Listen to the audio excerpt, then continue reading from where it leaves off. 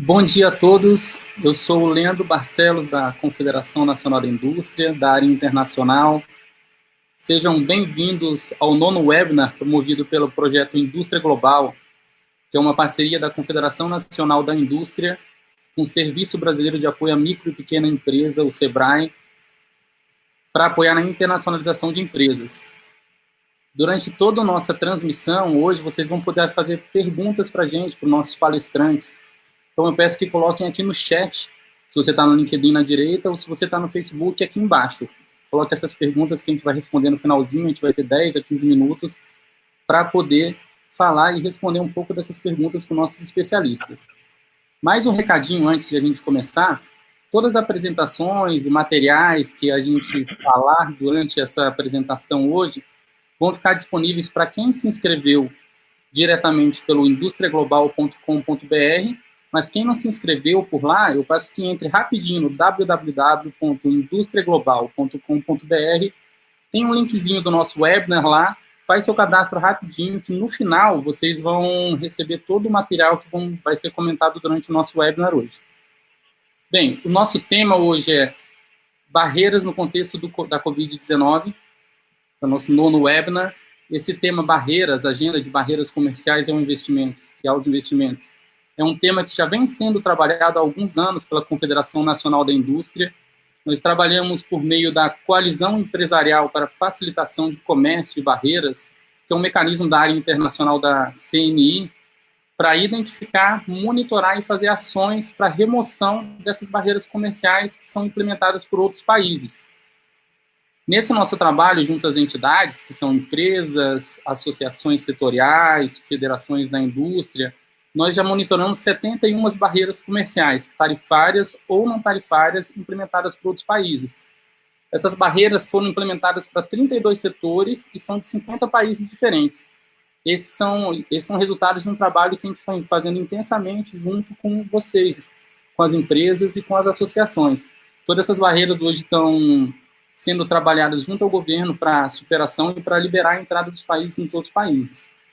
Como que a gente consegue definir quais que são essas barreiras? A CNI produziu um manual de barreiras comerciais e aos investimentos, que é usado como base para o trabalho que a gente tem. Esse manual a gente vai disponibilizar também pelo link da Indústria Global ao final do nosso webinar, e lá você vai encontrar 13 tipos de barreiras que as empresas enfrentam.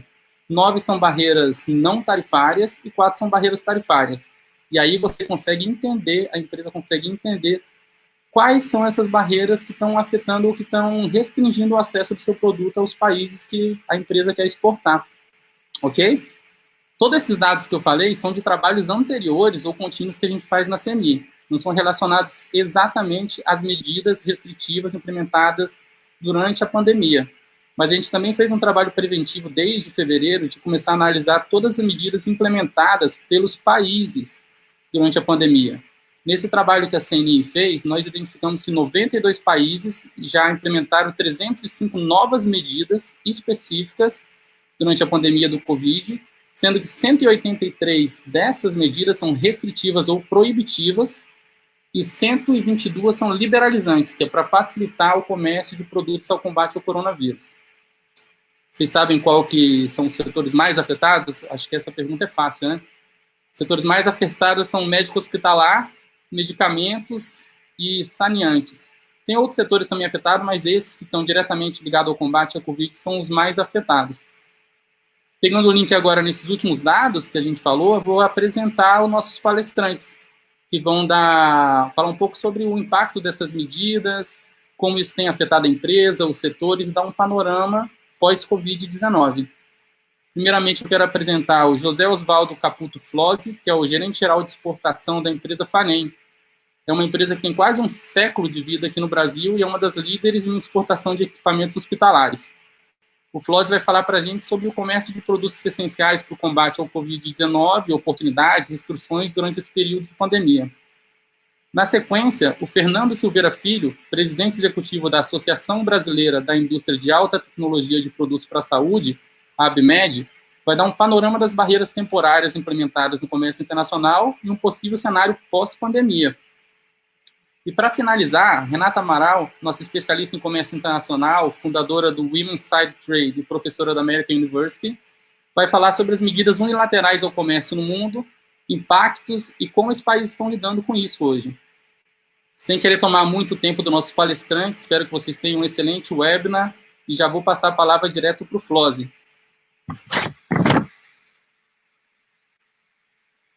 Flose, está desligado o microfone.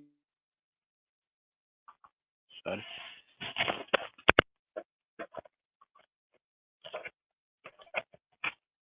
Alô?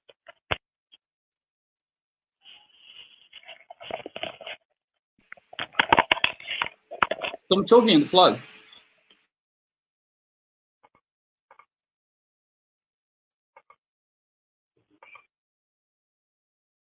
Alô? Estão me ouvindo? Estamos ouvindo. Ah, desculpe, algum problema com o Bluetooth aqui. Bom, primeiro eu agradeço a CNI aí pelo convite e também a Abimo, né, pelo privilégio da indicação da FANEM para falar em nome da indústria nacional de equipamentos médicos hospitalares, odontológicos e laboratórios, né? A Abimo, desde sua fundação em 1962, com a participação ativa do senhor Djalma Rodrigues, que hoje é o nosso diretor executivo.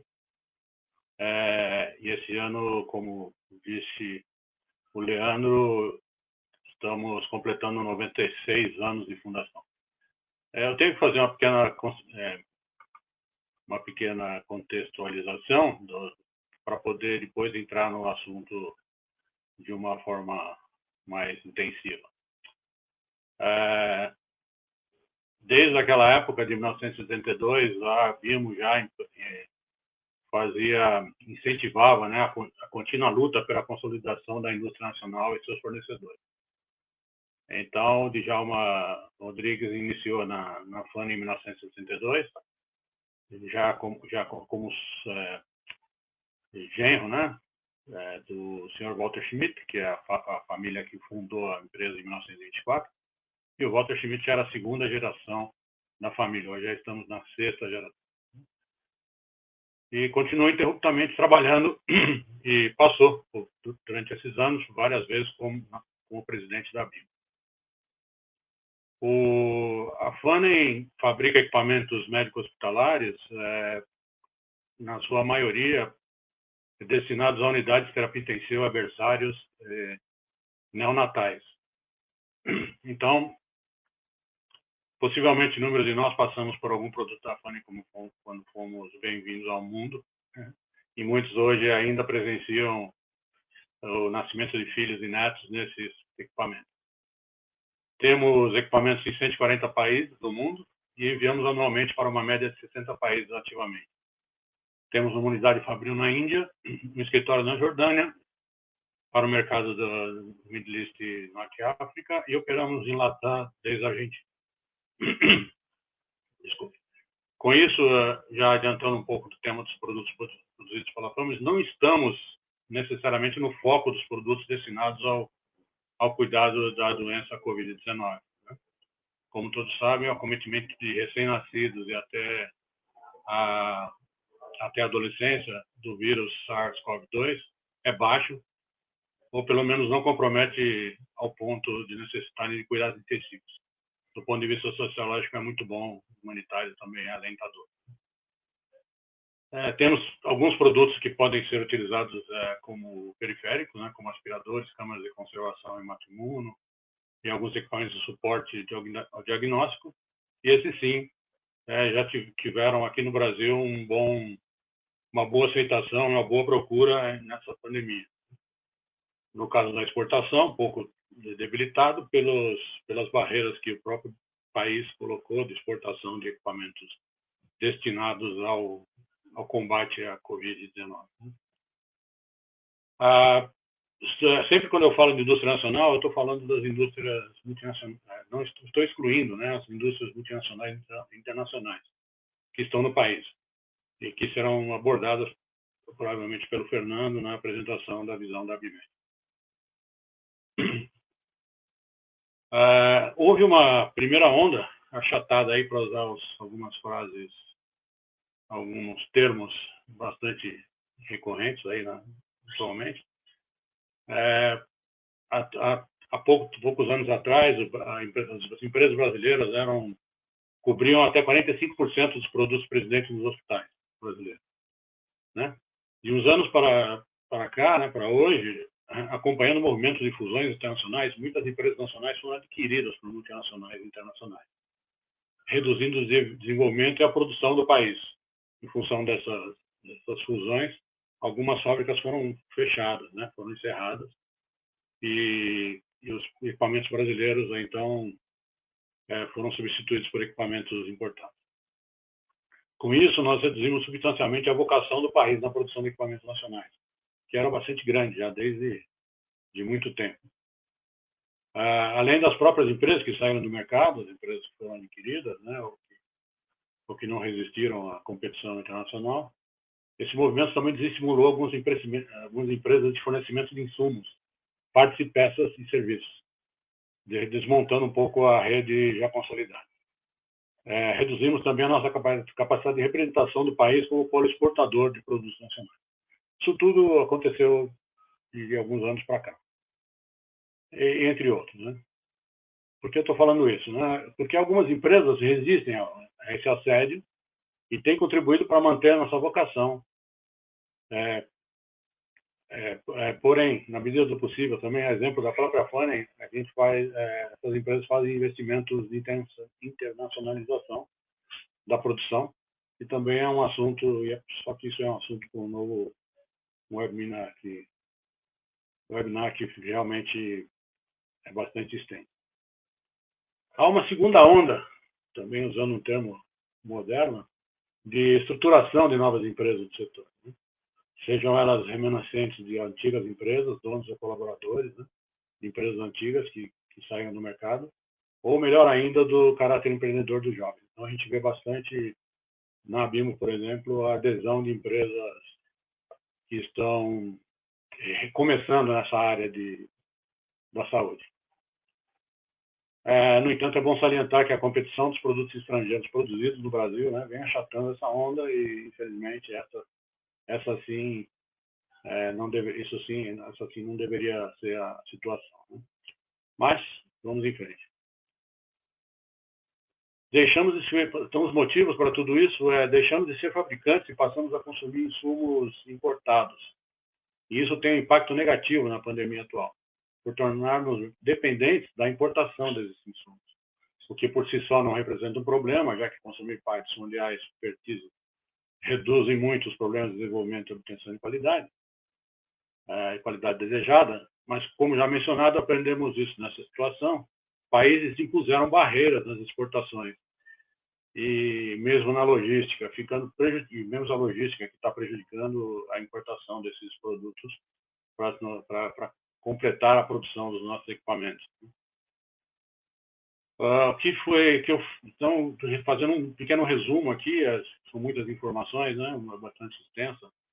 O resumo é um achatamento do Parque Fabril Nacional, isso já vem acontecendo há muitos anos, e lembrando que sempre falo das empresas genuinamente brasileiras, dependência de importações de insumos e até serviços, e cada vez menos desenvolvimento de conhecimento, tornando-nos provedores de serviços, né, provedores de serviços, que por si só não é tão ruim assim, porém com know-how importado. A sobrevivência. Algumas empresas genuinamente brasileiras ainda estão funcionando e como a Fanning, por exemplo, enfrentando essas ameaças. Como é que a gente enfrenta essas ameaças? Tornando-se mais competitivas, com processos otimizados para entregar produtos semelhantes, tecnologicamente falando, competitivos em preços e principalmente em qualidade. Diferenciando-se do suporte pós-mercado, instalação, treinamento de uso e disponibilização de acessórios e serviços de forma rápida e com segurança. Cada vez mais atendendo normas internacionais de segurança e desempenho, muito importante. Dominar documentações e conhecimentos, sejam técnicos, documentos fiscais ou jurídicos, e o investimento de marketing institucional. Bom, como gosto de resumir, a solução para as empresas é realmente olhar para a exportação. Na exportação, por exemplo, é obrigatório ter processos certificados, como o ISO 13485, e para ter produto certificado, né, como CE, FDA. Ter tecnologia competitiva, dominando-a, ter preço competitivo, saber fazer preço internacional, falarei um pouquinho sobre isso mais adiante, logística para atender as demandas dos embarques dos produtos e seus acessórios e consumíveis, e ainda suporte a cliente. Então, tudo isso são fatores que nós devemos sempre olhar para termos uma melhor competição internacional. Bom, quais são os desafios que, como o Leandro já citou, nós temos hoje, por exemplo, barreiras tarifárias. Assim como no Brasil, muitos países sobretaxam produtos, principalmente aqueles que têm fabricação local. Sobretaxam com gravames. Nesse ponto, então, vale salientar os incentivos que devemos lutar para que sejam mantidos, como isenção fiscal, garantida pela Constituição nas exportações, e ainda aquelas estaduais. Aprender a utilizar mecanismos de redução dos gravames na importação de insumos, quando aplicáveis, por exemplo, drawback. Barreiras regulatórias. Né? Quando falei de atendimento às normas internacionais, me referi a uma das barreiras mais comuns impostas pelos países para reduzir a competição internacional, por exemplo, a exigência da marcação CE ou FDA. Há outras que os países exigem, como o Brasil, por exemplo, faz, que é a obrigatoriedade de registro dos produtos nos órgãos correspondentes à nossa Anvisa, a ANMAT na Argentina, o FDA na Arábia Saudita, a COFEPRIS no México, etc. Temos que estar preparados para oferecer a já citada documentação exigida pelos países para a obtenção desse registro. Barreiras comerciais, por exemplo, nós temos no México, existem muitas outras, como o Leandro já citou, mas no México, por exemplo, há um exemplo bem típico, que é as compras governamentais dos órgãos do Seguro Social, que representam 70% dos volumes das compras de equipamento médico atualmente no México. Eles exigem que a origem dos produtos sejam de países que tenham tratado de livre comércio. E o Brasil não tem. Então, estamos praticamente fora dessa competição. Bom, no momento de fusão e aquisição internacional, quais são as oportunidades? Né? Falando agora um pouco mais positivamente. O movimento de fusão e aquisição internacional das companhias, o que fizeram foi abrir a possibilidade de participação de outros competidores, como nós brasileiros.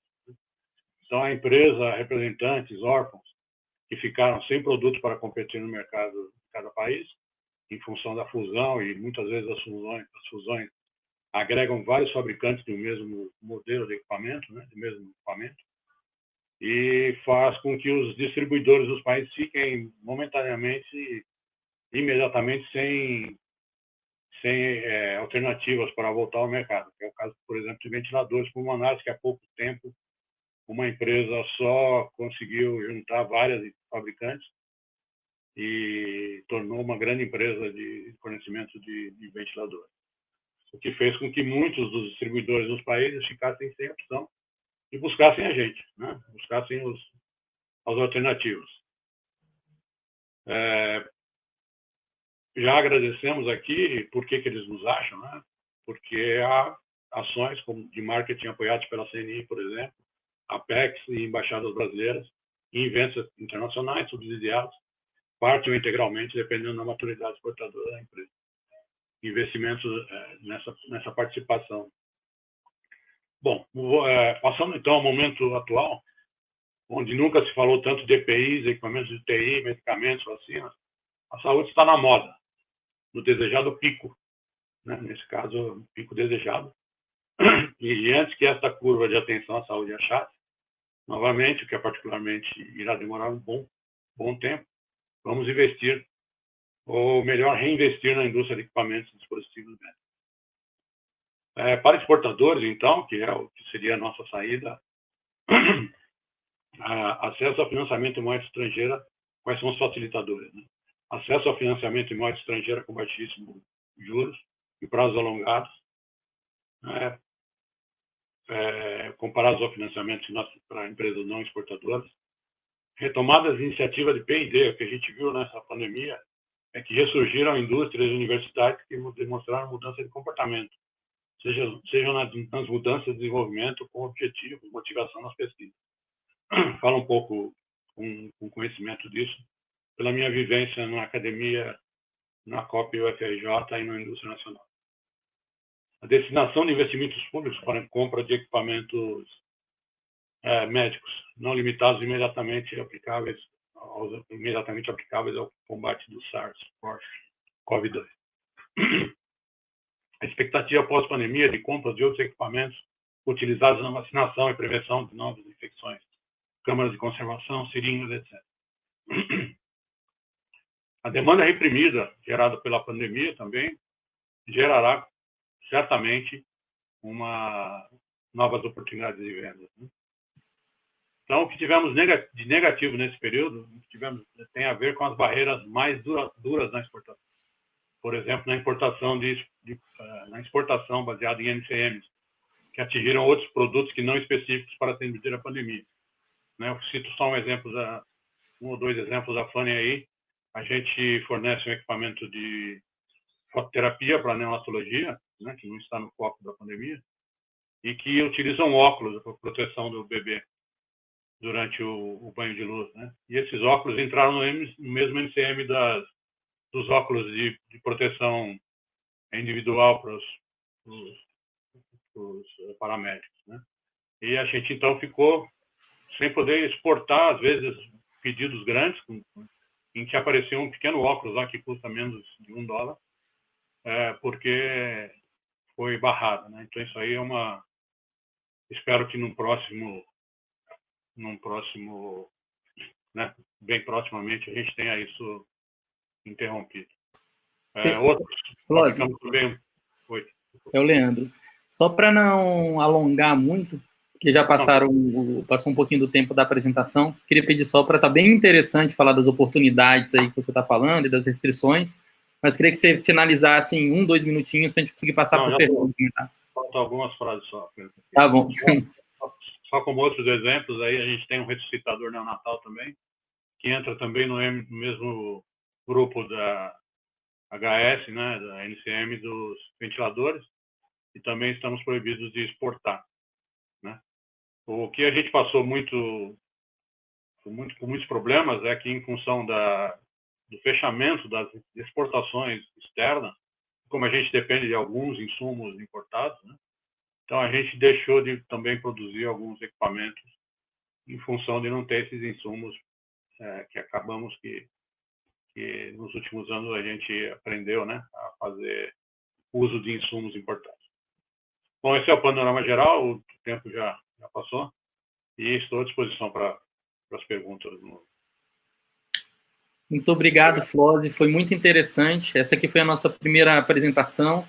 Flose deu um pouco do panorama de oportunidades, restrições, em voz de uma empresa, Flose representando a FANEM, e agora eu já vou passar diretamente para o Fernando Silveira, presidente executivo da ABMed, que ele vai falar um pouco agora sobre o setor em geral. Fernando, a palavra está contigo. Obrigado, Leandro. Antes de mais nada, agradecer o convite da CNN, parabenizar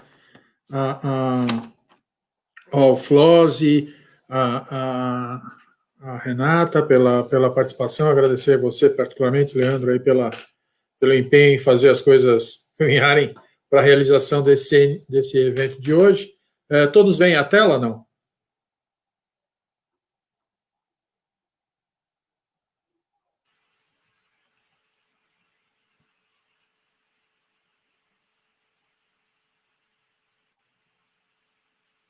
Oi?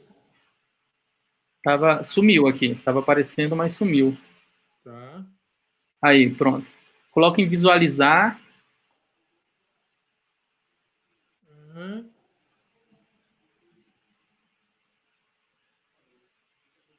Visualizar.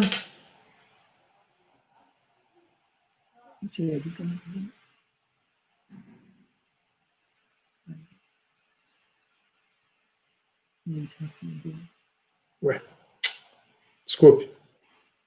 Da forma que dava para ver. Só colocar novamente ali no início que a gente vai acompanhando.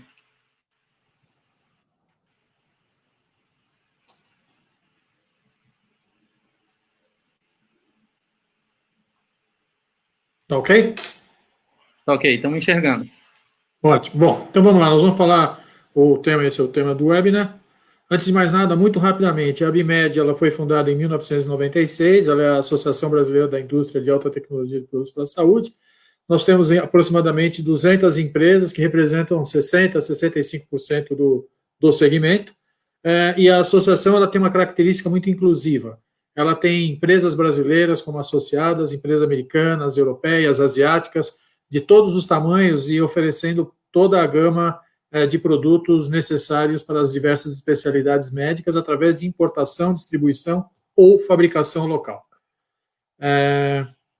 Aqui é um slide que depois para as pessoas para quem for distribuído vai ficar mais claro, mas que toda vez que nós falamos de saúde é sempre a primeira coisa que vem à mente é pensar em medicamentos, mercado de medicamentos, e aqui é um slide onde a gente procura diferenciar as características principais dos produtos para a saúde, os chamados equipamentos e dispositivos médicos. Seja em tamanho de diversidade, quase 500 mil itens, capacitação contínua que se faz necessária aos profissionais, processos de manutenção, interação com o organismo da pessoa, você coloca um stent, uma prótese, você vai conviver isso para o resto da vida, ciclo de vida da tecnologia, que é muito curto, é um ciclo de vida de 2 anos a 2 anos e meio, a evolução tecnológica é muito rápida, e a cadeia de produção e distribuição, que é muito complexa, é um ponto que o Flósio comentou, e que a gente vai voltar mais adiante.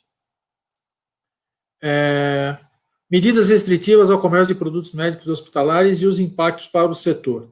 Hoje nós temos um cenário que é um cenário que move concentração e complexidade, e aqui sempre me referindo ao mercado de equipamentos e dispositivos médicos. E isso leva a uma pergunta: o tecnonacionalismo seria uma resposta para isso?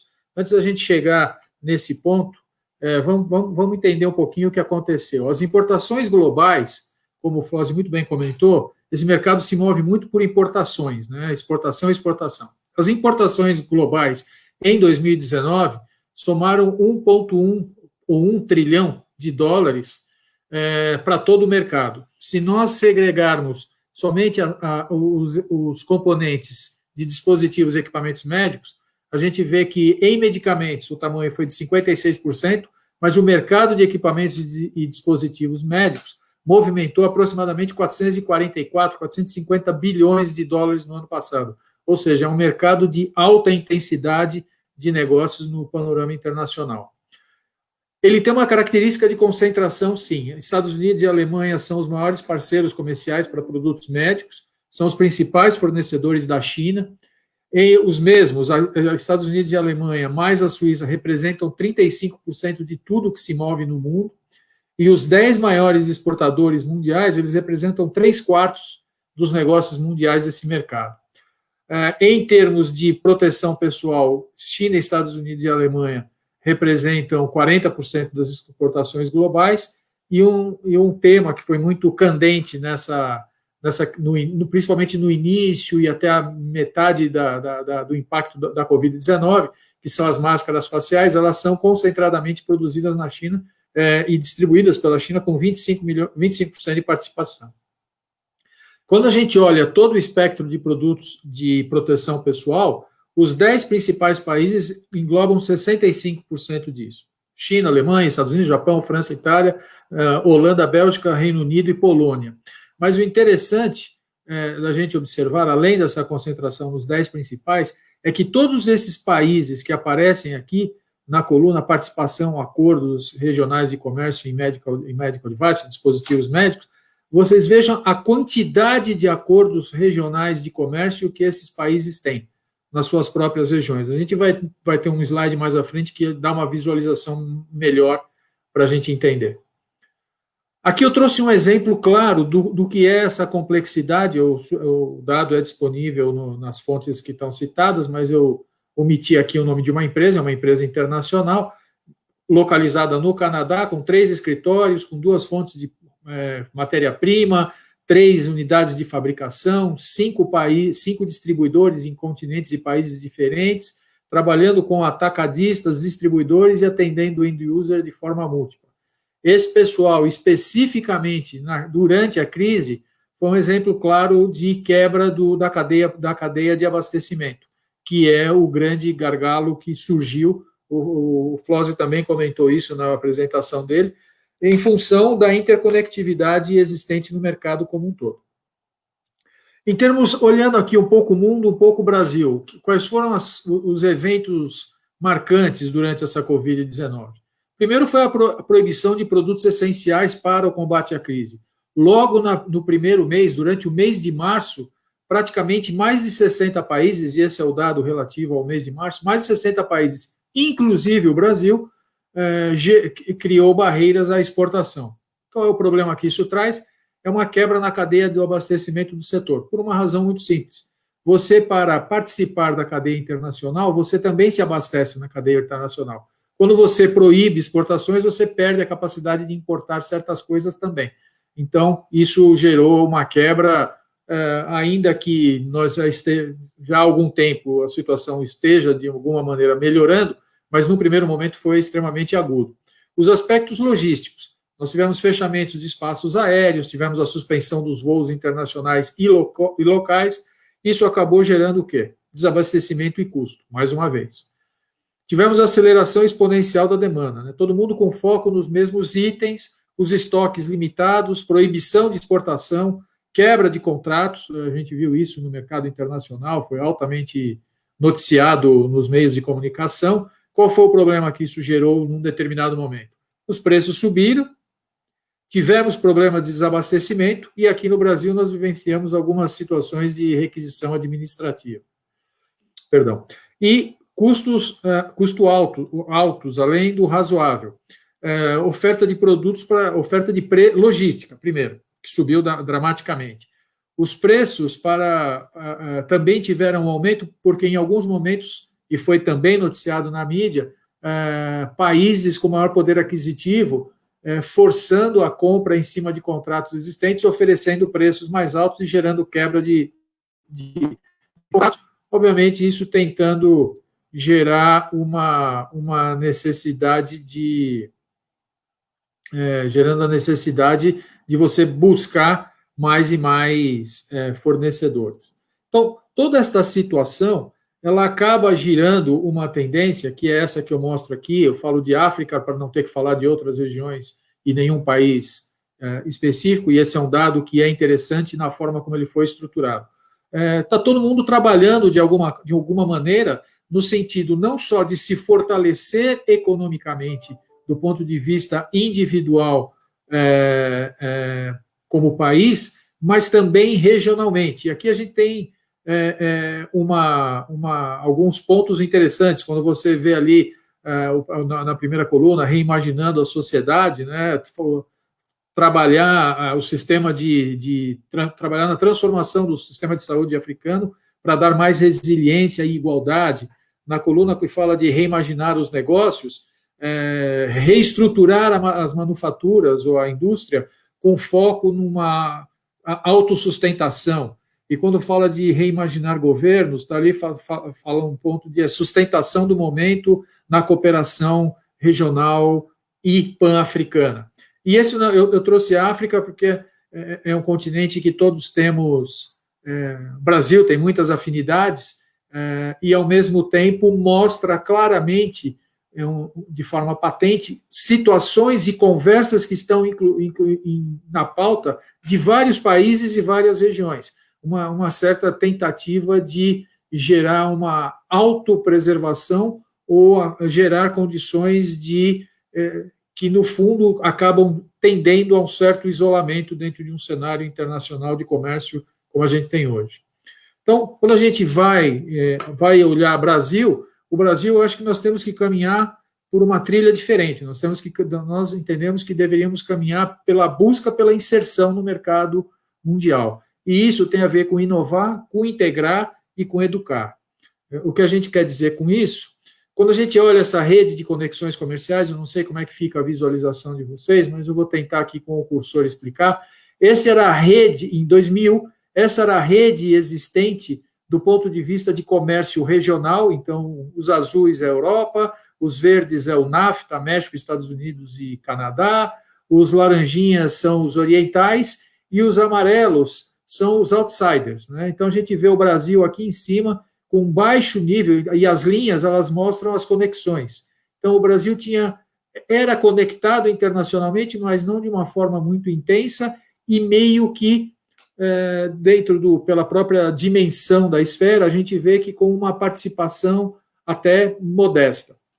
Você pula para 2017, que é o último dado existente. A primeira coisa que chama a atenção é que em 2000 os Estados Unidos tinham um tamanho, ele cresce em 2017 aqui, na conexão com os outros países, mas a China, que era muito menor em 2000, assumiu uma proporção muito maior do que tinha e equivalente à americana. E com um grau de conectividade entre todos os blocos e intrabloco asiático muito grande. Então, o que isso mostra? E o Brasil está aqui embaixo.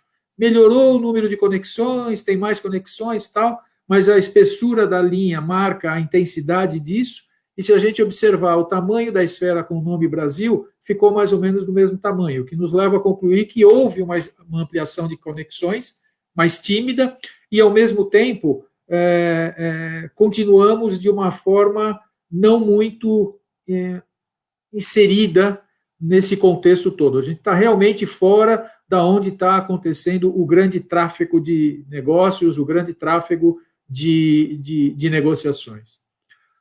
A gente tem que entender onde é que nós estamos, né? Então, aqui é um quadro que mostra a evolução da indústria, a gente fala muito de indústria 4.0, uma estratégia de inovação. Eu acho que o Brasil tem aqui um caminho ainda a percorrer dentro da indústria 3.0, que é automação, robótica, computabilização, para poder caminhar para um 4.0. Mas isso não exclui, obviamente, o foco e a intensidade que a gente tem que colocar para que a inovação nos leve muito rapidamente a essa indústria 4.0.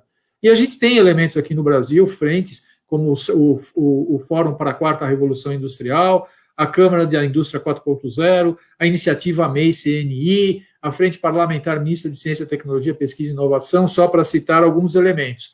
Mas onde nós estamos, eu queria compartilhar com vocês aqui de memória um dado que me veio, que eu vi relativo a 2017, 2018, uma comparação entre Brasil e Alemanha. Essa comparação Brasil e Alemanha sempre vai remeter ao 7-1, né? Mas aqui o gap era outro. A Alemanha tem hoje, naquela data, 2017, 2018, aproximadamente 150 mil robôs operando na indústria, a mais do que o Brasil. Então, a conta que a gente faz ao ritmo que nós vínhamos de inovação em 2017, nós levaríamos 100 anos para equiparar os tais 150 mil robôs de diferença. Ou seja, nós temos um gap ainda muito importante em relação ao mundo, e que, se nós não trabalharmos no sentido de uma inserção, e com todos esses organismos aqui que eu citei, além de outros, que estão focados em trazer inovação para o Brasil, nós vamos continuar vivendo de forma periférica. Aí eu volto para aquela questão lá atrás que eu coloquei. Quando você tem um cenário como esse de concentração, quando você tem um cenário de restrições, quando você tem um cenário de dinâmica internacional, onde você não é um agente ativo, e surge uma crise como essa que nós estamos vivendo agora, da Covid-19, a questão do tecnonacionalismo, que é um conceito que está sendo empregado na OTC, né, tem a referência abaixo, na verdade, são políticas que incentivam empresas empresas de capital doméstico a tornarem-se tecnologicamente independentes. Mas isso não necessariamente entrega os melhores resultados ou os resultados esperados em termos de evolução.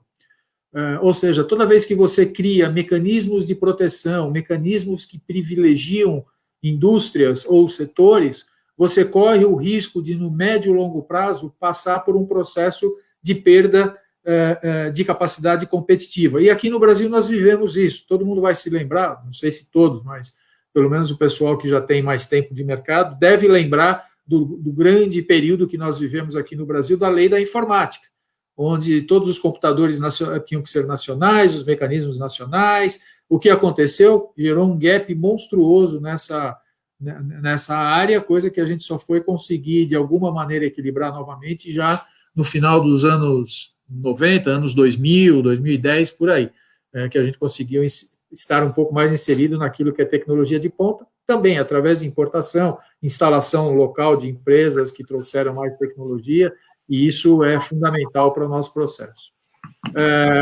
Então, quais são as condições de êxito que a gente entende que são fundamentais? 3 eixos: inovação, políticas e financiamento e educação. Inovação com integração em ecossistemas globais. Não adianta nós partirmos do princípio que vamos criar uma ilha de inovação que vai revolucionar, porque o mundo está caminhando muito mais rápido do que a gente tem conseguido acompanhar. Gerar modelos de parcerias sustentáveis dentro desses ecossistemas globais, ter estratégias de inovação que faça conversar a tecnologia aplicável com o modelo de negócio de cada organização, ter atratividade para aumento de investimentos diretos, ou seja, não gerar discriminação de capital. Não é possível, em pleno século XXI, depois de tudo isso que a gente viveu nesses últimos 6 meses, a gente ainda achar que a indústria X ou a indústria Y trazem malefícios ou não. Toda ela traz benefícios. Toda a indústria instalada no país gera empresas, gera empregos, gera impostos, gera distribuição de renda e pode gerar, sem dúvida alguma, geração de riqueza. E ter fontes de financiamentos bem definidas para a inovação, se for dentro do orçamento, com empenhos já feitos, e ter amplitude de acesso. Em termos de políticas do financiamento para o setor de saúde, uma política industrial, ou a retomada dos esforços para termos uma política industrial sustentável a longo prazo. Convergência regulatória, coisa que o Flossi também comentou, fundamental. Para quê? Porque a convergência regulatória não é para que nós simplesmente nos enquadremos em modelos de outras agências regulatórias, é para que o país esteja apto a exportar para cada vez mais países, e levando em consideração que você tem toda uma intercambiabilidade, uma intercomunicabilidade em todos os níveis de negócio no mundo inteiro. Para o Brasil, fundamental ampliar acordos comerciais, seja em número e seja no valor das exportações, para que a gente seja um hub regional, para que nós sejamos reconhecidos internacionalmente como um país que tem essa capacidade de prover produtos mais além das commodities. Nós precisamos estar inseridos em acordos comerciais, sejam eles bilaterais, regionais, globais. Não podemos nos afastar do multilateralismo. Reformas estruturais consolidadas, né? Isso, sem dúvida, já fizemos um pedaço da reforma da Previdência, tem que fazer a reforma tributária, a reforma administrativa, política, ou seja, existem reformas estruturais que têm que estar consolidadas para trazer segurança jurídica. E ampliar a gama de fontes e modelos de financiamento para ter essa atratividade. E educação, não vou me deter muito, mas a educação é a enésima potência. Não dá para nós construirmos o país que a gente tem que construir para ter vitalidade dentro do cenário mundial, sem que a gente tenha um ensino básico de altíssima qualidade, um foco no ensino médio fundamentalmente visando a formação técnica, gerar mais escolas e cursos voltados para a formação técnico superior, além do próprio curso superior em si. Eu não sei se eu passei muito rápido, mas eram essas as mensagens que a gente queria deixar em nome aqui da ABMed, e eu agradeço. Muito obrigado. Fernando, muito obrigado pela excelente apresentação. Eu já vou passar diretamente para a Renata começar a apresentação dela. Se vocês tiverem perguntas e comentários, a gente faz após a apresentação da Renata. Renata, está contigo. Tá bom, bom dia a todos. Eu gostaria de agradecer também à CNI pelo convite. Esse tema me é muito caro, eu já trabalhei muito próximo da CNI nesse tema, e quando morava em Brasília, hoje eu moro nos Estados Unidos, e fiquei muito feliz com o convite. E muito feliz também de estar aqui com o Flossi e com o Fernando, representantes do setor de dispositivos médicos. Eu também trabalho junto com a Coalizão Interamericana para a Convergência Regulatória para o setor de dispositivos médicos, então é um setor que está, ao passo que está sofrendo muito com essa crise, também está achando soluções muito interessantes e criativas, né, para sobreviver à crise, tanto no Brasil quanto no exterior. A minha apresentação ela não vai ficar tão focada no setor, mas lógico, eu vou falar um pouquinho disso, mas a ideia da minha participação aqui é um pouco trazer esses elementos todos que foram trazidos pelo Flósio e pelo Fernando, e um pouco falar do cenário internacional, né, o que está acontecendo no mundo, e aí no final eu volto um pouquinho para a reflexão Brasil também. Um pouco para começar a minha apresentação, eu queria trazer alguns pontos de relatórios internacionais que estão saindo, porque eu acho importante a gente ter um pouco isso em mente. Não são leituras que a gente faz para quem não é da área de comércio, talvez não é uma leitura que a gente está acostumado a fazer. Então, eu queria trazer só alguns highlights de relatórios que têm saído esse ano, considerando aí a pandemia. O primeiro número que eu queria trazer para vocês veio da Conferência das Nações Unidas para Comércio e Desenvolvimento, a UNCTAD. A UNCTAD liberou semana passada o World Investment Report, né? É um relatório que eles publicam anualmente, foi publicado no dia 16 de junho agora, e eles estimam que os efeitos da pandemia no mundo todo devem resultar em uma queda de 40% dos investimentos diretos externos no mundo, o menor valor das últimas 2 décadas de investimentos. O relatório indica que as respostas a essa queda abrupta dependerá, claro, de país a país, é um pouco o que todos esses relatórios trazem, né? A saída da crise, a retomada da economia vai depender muito das decisões que cada país fizer frente a essa situação que é inusitada para todos nós.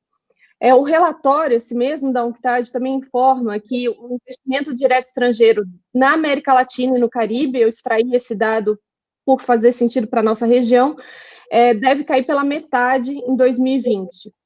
As perspectivas de investimento são bastante sombrias, porque a pandemia agrava a turbulência política que alguns dos nossos países estão vivendo também, e as fraquezas estruturais em várias economias que já apresentavam fraquezas estruturais antes da crise, e agora, durante ou após a crise, provavelmente terão desafios muito maiores do que economias mais bem estruturadas e mais desenvolvidas. Né? Passando para o que a Organização Mundial do Comércio traz para a gente, também relatórios que saíram recentemente, em abril, e agora houve um update na segunda-feira, dia 22 de junho. No que se refere ao comércio de bens, eu não vou falar de serviços, que também é um setor extremamente afetado, mas falando do comércio de bens, de mercadorias, o cenário já vinha enfrentando problemas e desafios pré-pandemia, em razão dessa guerra comercial Estados Unidos-China, que estamparam jornais, sobretudo no ano de 2019, isso afetou todos nós, para o bem e para o mal, né? Alguns setores, como o setor do agronegócio brasileiro, por exemplo, aproveitou aí algumas oportunidades que saíram desse momento de crise entre as duas grandes potências, mas a gente sabe que isso não é sustentável ao longo do tempo, né? Interessante aproveitar as oportunidades, mas a gente precisa pensar no trabalho interno aqui que a gente precisa fazer para manter a competitividade e sustentar a nossa economia. Mas em 2019, o volume de comércio de mercadorias já caiu 0,1%, pressionado pelas tensões comerciais e pela desaceleração do crescimento econômico. O resultado foi de 18,89 trilhões de dólares, o que indica uma queda de 3% em valor das exportações mundiais de mercadorias no último ano. Na última segunda-feira, como eu comentei com vocês, a OMC publicou um release para a imprensa, né, afirmando que o comércio mundial caiu acentuadamente no primeiro semestre desse ano de 2020, para todos os países no mundo, né? No entanto, como eu já falei, e todos esses relatórios remetem a isso, as respostas dos governos, no caso do comércio de bens, ajudaram a amenizar a contração em diversos países da economia, que acreditam que agora, embora os volumes comerciais registrem um declínio acentuado em 2020, já não vai ser o declínio que eles previam no pior cenário relatado em abril de 2020.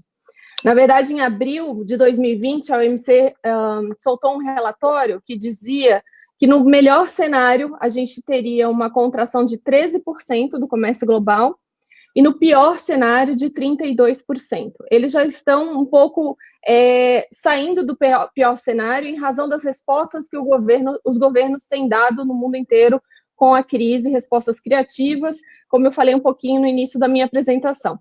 Mas, de acordo com essas previsões de abril, de 2 meses atrás, quase todas as regiões sofrerão quedas de 2 dígitos nos volumes comerciais em 2020, sendo que as exportações da América do Norte, com queda projetada entre 17% e 40,9%, e Ásia, com queda projetada de 13,5% a 36,9%, devem ser as mais atingidas.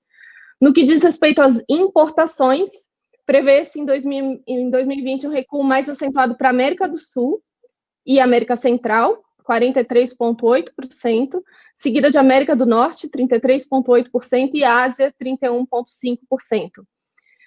O relatório indica, também isso é importante, eu quis trazer aqui, que o intercâmbio comercial provavelmente vai cair mais acentuadamente em setores com cadeias de valor complexas, principalmente produtos eletrônicos e automotivos.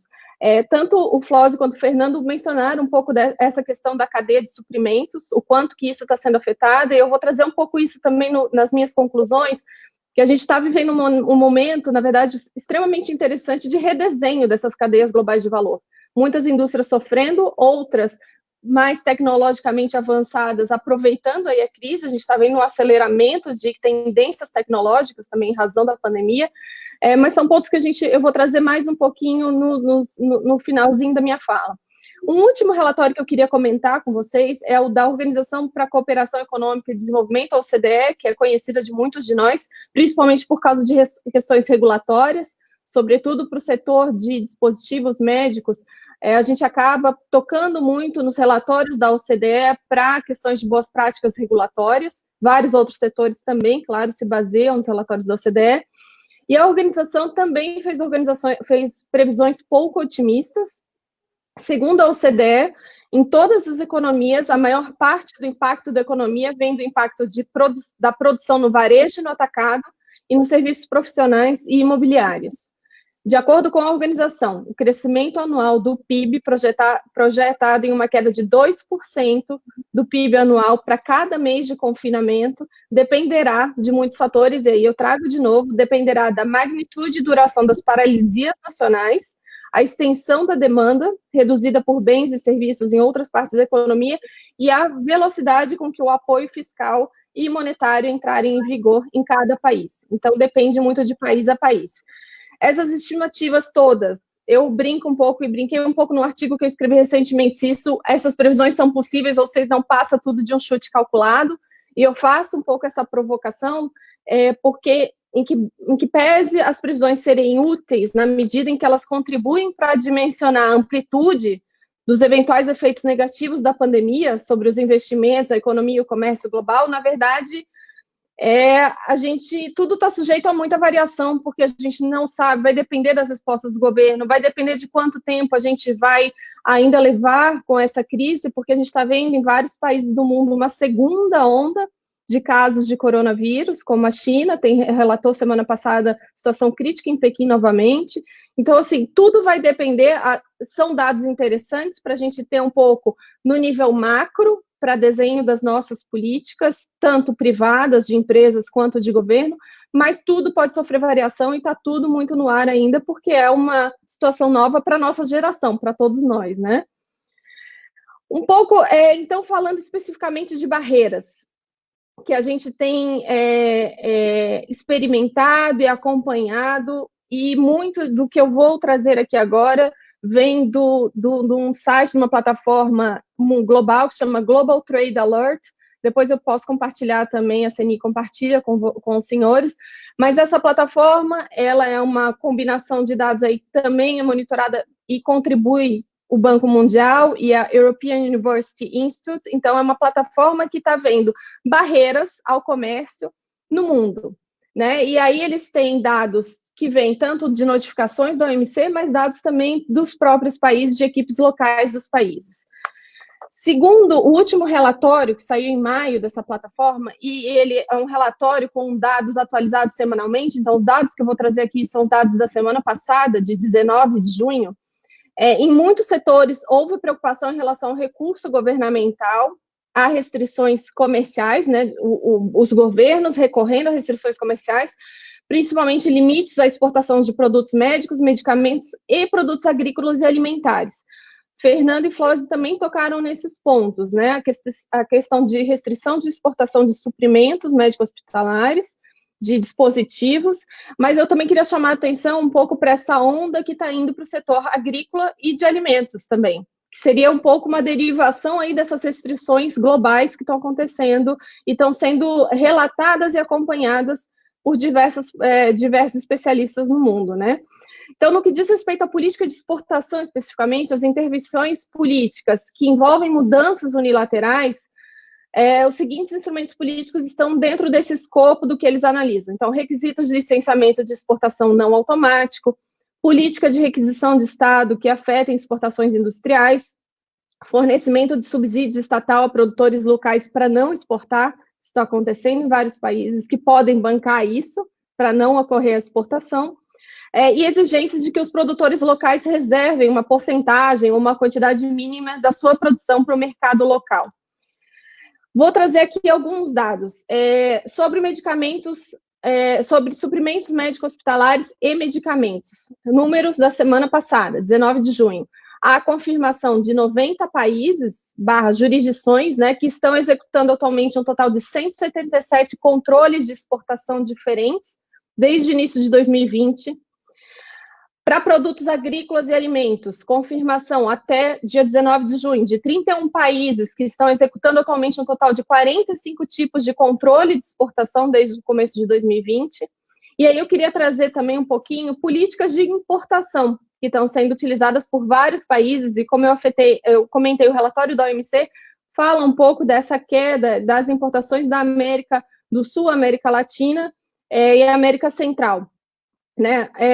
E um pouco em razão das políticas de importação que estão sendo adotadas pelos governos, não só muito com base, na verdade, nos efeitos das restrições às exportações sofridas por outros países e também adotadas internamente. Então, com relação a políticas de importação, para produtos agrícolas e alimentos, 40 países têm executado um total de 62 reformas de políticas de importação desde o começo de 2020, em razão da pandemia, e para o setor de suprimentos médico-hospitalares e medicamentos, 106 países executando um total de 196 reformas de políticas de importação desde o começo de 2020, também muito em razão da pandemia. Saindo um pouco desse tema barreiras, mas com um tema extremamente conectado a esse, eu queria trazer um pouco a questão regulatória, que o Flósio e o Fernando também comentaram. Por que eu acho importante? A OCDE, ela tem publicado alguns relatórios pequenos e maiores sobre essa questão regulatória, sobre a qualidade regulatória e sobre a liberdade que os países têm de regular durante a pandemia, durante um período de emergência como o que a gente está vivendo. Então, eu vou chamar atenção para um relatório da OCDE recente, de maio, que fala de qualidade regulatória e Covid-19, gerenciamento do risco e como apoiar para a recuperação. Esse relatório extrai 3 trechos aqui interessantes. Durante uma crise, quando o tempo é essencial, fica difícil antecipar, analisar e discutir minuciosamente os impactos das regulamentações projetadas para lidar com questões urgentes. Isso, no entanto, não precisa significar que esses regulamentos de emergência adotados às pressas recebem um tratamento carte blanche, né, ou carta branca. Então, ao passo que a organização reconhece que é difícil fazer, por exemplo, consultas públicas longas durante um período de pandemia, porque há uma situação emergencial para ser atendida, isso não significa também que os governos têm carta branca para fazer o que quiserem, né? E os gestores públicos. Durante essa crise, a consulta com todas as partes potencialmente afetadas sobre medidas urgentes torna-se, claro, desafiadora. Então, uma resposta rápida para ser eficaz ainda precisa ser baseada e informada por evidências e conhecimento científico. Os formuladores de políticas podem, portanto, contar com grupos consultivos, compostos por especialistas de todas as áreas relevantes. Eu trouxe um pouco isso aqui por causa do papel, acho que até da CNI, um pouco como um grupo consultivo, um centro consultivo para medidas regulatórias.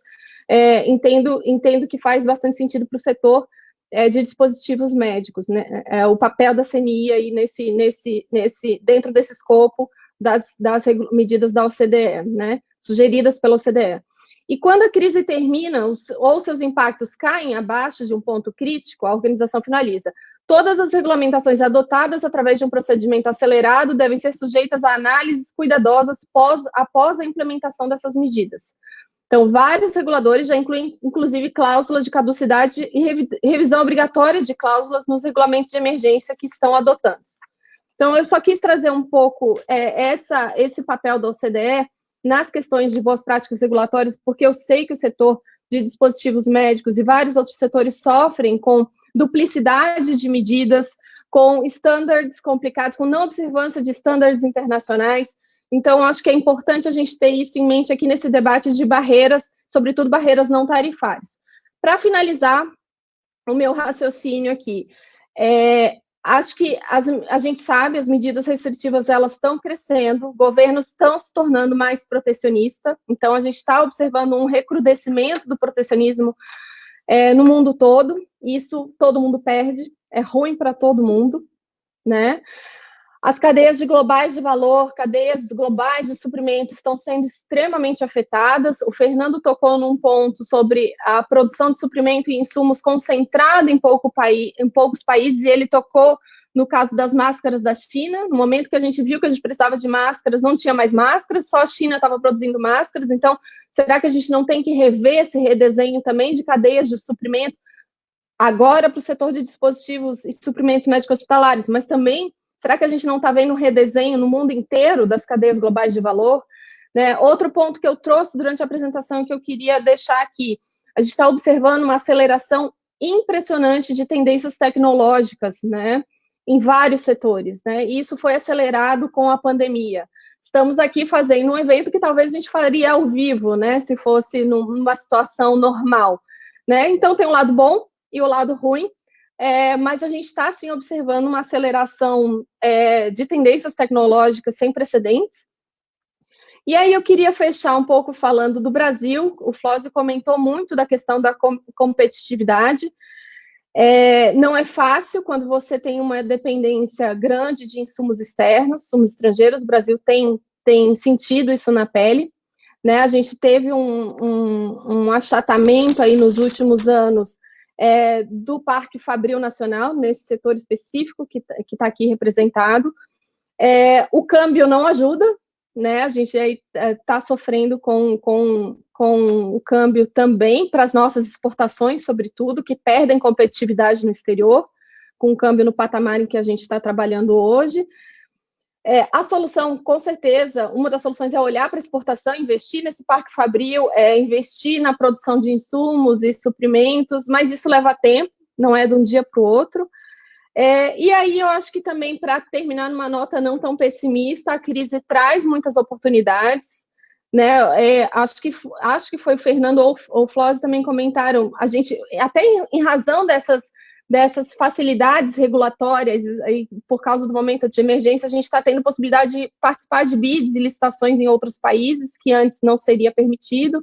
Então, está havendo oportunidade, precisa ter criatividade para passar por esse momento, e acho que, nesse sentido, o setor está fazendo um papel incrível, e a CNI também, nesse acompanhamento aí constante, já há alguns anos, de barreiras ao comércio, no trabalho do Sem Barreiras e muito conectado com o que está acontecendo no resto do mundo e traduzindo isso para o Brasil.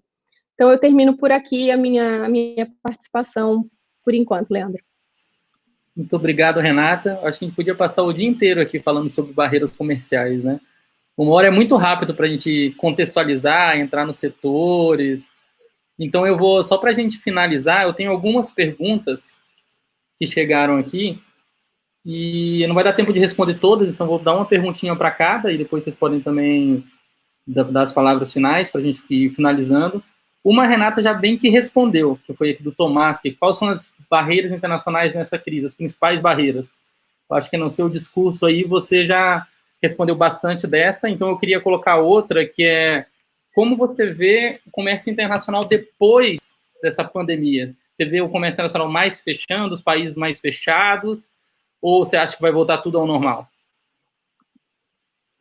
Não, infelizmente, acho que por mais que eu seja uma entusiasta do multilateralismo desde sempre, da Organização Mundial do Comércio, do papel né, desses instrumentos, até para a tradução de regras horizontais, né, hoje a OMC, por exemplo, tem 164 países, nenhum outro organismo de comércio pode traduzir regras para 164 membros ao mesmo tempo, né? Então, a gente está passando por um momento de redesenho. Acho sim que os países, a tendência ao protecionismo e ao nacionalismo exacerbado continua, né? Está todo mundo querendo proteger o seu, está todo mundo querendo ganhar e perder o menos possível. E isso é ruim, porque no final do dia, no médio prazo, a gente vai sentir isso, sobretudo países como o nosso, economias em desenvolvimento, com níveis de pobreza altíssimos. Eu disse desde o começo dessa crise, da pandemia, que essa é uma crise para país rico, né? Porque se você olha para a Dinamarca, para a Suécia, até para os Estados Unidos, eles têm dinheiro para bancar essa crise, eles têm dinheiro para pagar seguro-desemprego, eles têm dinheiro para dar subsídio para não exportação, para produtor local, eles têm dinheiro para bancar essa crise. Nós não estamos nesse grupo, não temos dinheiro para bancar essa crise, e acho sim que a gente vai experimentar um momento da história complicado daqui para frente, de nacionalismos, de protecionismos, e a saída disso depende de cada um dos nossos governos, de cada um de nós também, né, da voz de cada um de nós. Eventos como esse eu acho extremamente importantes, porque às vezes a gente consegue acender luzinhas aí na cabeça de pessoas que não estavam atentas para determinados pontos, né, e por exemplo, para a crise que o próprio setor está passando, né, sobretudo de medicamentos, dispositivos, mas também setor de alimentos e agro. Né? O fato de a gente ter uma potência agrícola não quer dizer que a gente não vá também sentir, talvez, aí no agronegócio, apesar que eu acho que o agro vai, talvez, sustentar muito da nossa economia daqui para frente, e temos que ser muito gratos a isso, né? Isso aí. Muito obrigado, Renata, novamente. Obrigado pela participação, foi uma excelente exposição.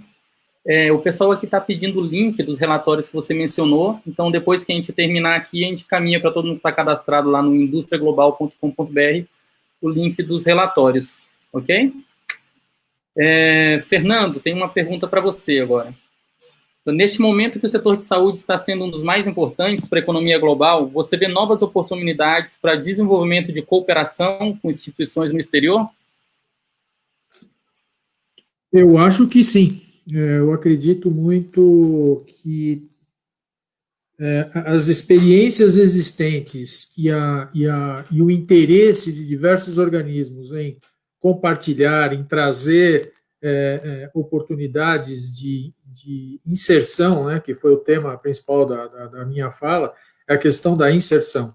Eu acho que existe espaço, existem organismos internacionais, eu citei de passagem o C4IR aqui no Brasil, que é o Centro para a Quarta Revolução Industrial, ligado ao Ministério da Economia, ao Governo do Estado de São Paulo e ao Fórum Econômico Mundial. É uma iniciativa que está iniciando agora aqui no Brasil, que necessariamente conecta várias atividades e vários players, além de outras, né? Então, assim, eu acho que existe, eu acho que eu entendo o ponto que a Renata faz de que o momento é de nacionalismo, né? Isso é natural do ser humano. Eu estou sob risco, eu quero me defender e eu me defendo com os meus iguais. Mas isso embora a nossa geração não tenha vivido isso, os mais velhos que viveram momentos muito mais críticos no mundo, como a Segunda Guerra Mundial e como situações gravíssimas em outras regiões, todo mundo sabe que no médio prazo as coisas têm que voltar para um padrão de normalidade. E eu acho que se a gente conseguir, de alguma maneira, estabelecer essas conexões e buscarmos a inserção, eu acho que isso tem que ser um papel ativo do país. O país tem que dar condições para que as suas empresas, os seus cidadãos, os seus organismos internos possam estar inseridos nos ambientes globais. Aí a gente consegue trazer tecnologia, consegue trazer investimento, consegue trazer bastante coisa para o Brasil. Obrigado, Fernando. Obrigado imensamente de novo aí por aceitar o nosso convite, por participar hoje desse debate. Eu vou passar agora a palavra para o Flose para uma última pergunta, que é, na sua visão, a empresa, talvez a FANEM ou as empresas dos setores, tem visto esse aumento de demanda por produtos médicos hospitalares como uma oportunidade para aumentar as exportações, apesar das restrições, né? Não tem dúvida. A gente está torcendo para que essas restrições caiam o mais rápido possível, né? Desde o Brasil, as próprias proibições de exportação do Brasil, mas não tenha dúvida nenhuma de que a exportação é o caminho, né? Por dizer assim, a Phanem cresceu muito, e as outras empresas do setor que nos acompanham aí nas exportações também cresceram muito do ponto de vista de tecnologia, do ponto de vista de documentação, de regulatório, e nos tornamos, né, empresas que competem no mesmo nível internacionalmente.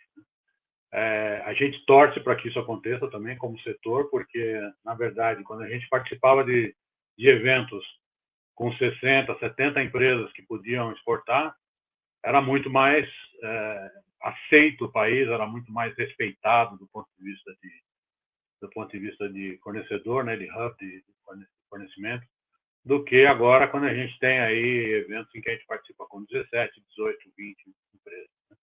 Então, os próprios órgãos de auxílio, né, de atenção à exportação, também veem isso com bons olhos, né? Então, a gente torce realmente, a gente tenta fazer o máximo possível aí para ajudar, para quem já está um pouco mais maduro nessa empreitada aí, ajudar que as empresas realmente tenham interesse em participar das exportações. Eu acho que vai acontecer sim, pós-pandemia vai ser, como eu falei, tem várias linhas aí de aquecimento, como as demandas reprimidas e tal, mas como a Renata disse, é um pouco demorado você entrar de uma hora para outra nessa linha, mas realmente a gente aprendeu um pouco nessa pandemia. Como eu citei, as universidades, as empresas mudaram um pouco a ideia de que ficar na mesmice não vale mais a pena. A gente tem que mudar os nossos paradigmas aí de fazer as coisas mais rápido e acompanhar as empresas internacionais. É isso aí. Muito obrigado, Flósio, por responder mais essa pergunta. Obrigado pela participação também. E eu acho que é isso, né? A gente aprendeu bastante durante essa pandemia aí e continuar o nosso trabalho para ter mais Brasil do mundo, né? Para diminuir essas restrições, para colocar mais nossos produtos lá fora, fazer cooperação regulatória internacional, ter nossas coisas lá também. Bem, tem algumas perguntas que a gente não conseguiu responder, mas a gente vai encaminhar para os nossos palestrantes, depois a gente encaminha a resposta para vocês por e-mail. Eu quero agradecer a participação de vocês três novamente, agradecer a todos que acompanharam a gente durante essa 1h15 aqui. Informar que o nosso próximo webinar vai ser sobre drawback, dia 1/7, 1 de julho a gente tem outro webinar sobre drawback. E quem quiser receber as apresentações, os links que a Renata vai passar, dos relatórios, o manual sobre barreiras comerciais, que a gente comentou no começo, a gente vai encaminhar para todo mundo que já cadastrou no industriaglobal.com.br, no link da inscrição do próprio webinar. Agradeço novamente a todos, tenham um bom dia e vamos para frente. Muito obrigado. Agradecendo. Um abraço a todos, muito obrigado. Até mais.